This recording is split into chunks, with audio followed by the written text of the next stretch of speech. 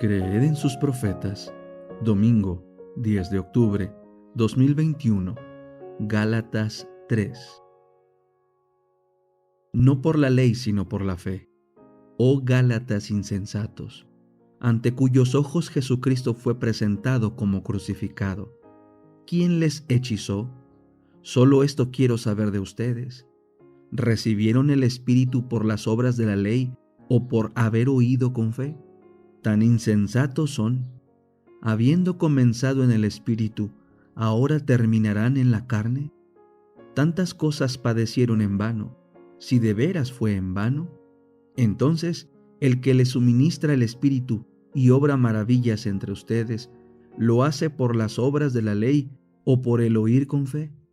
De la misma manera, Abraham creyó a Dios y le fue contado por justicia.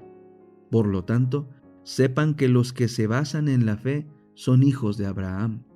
Y la Escritura, habiendo previsto que por la fe Dios había de justificar a los gentiles, anunció de antemano el Evangelio a Abraham diciendo: en ti serán benditas todas las naciones.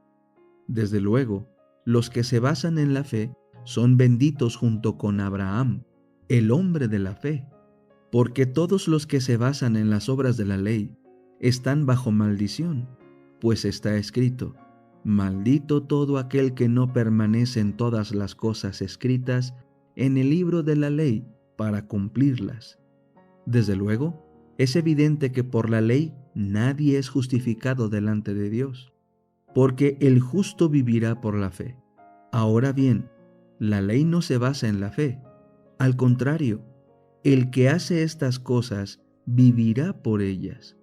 Cristo nos redimió de la maldición de la ley al hacerse maldición por nosotros, porque está escrito: maldito todo el que es colgado en un madero, para que la bendición de Abraham llegara por Cristo Jesús a los gentiles, a fin de que recibamos la promesa del Espíritu por medio de la fe, la verdadera descendencia de Abraham.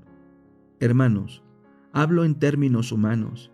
Aunque un pacto sea de hombres, una vez ratificado, nadie lo cancela ni le añade.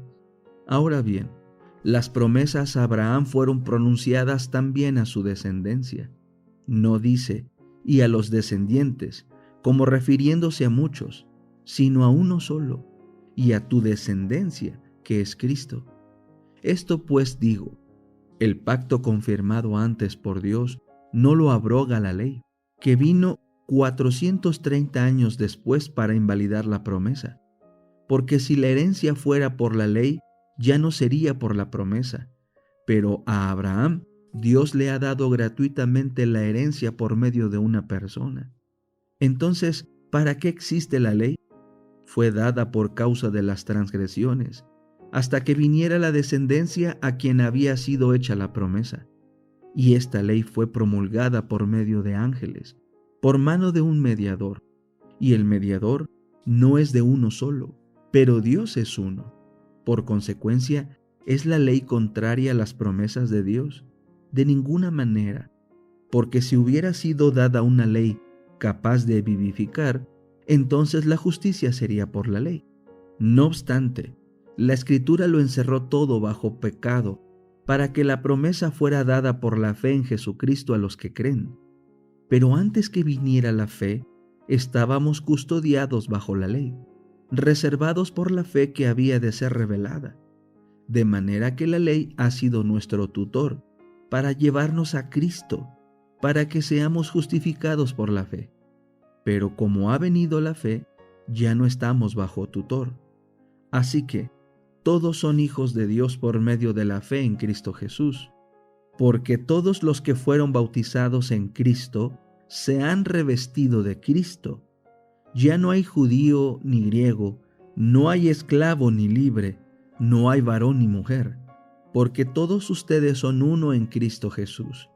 Y ya que son de Cristo, ciertamente son descendencia de Abraham, herederos conforme a la promesa. La oración. Capítulo 28. La oración en los últimos días.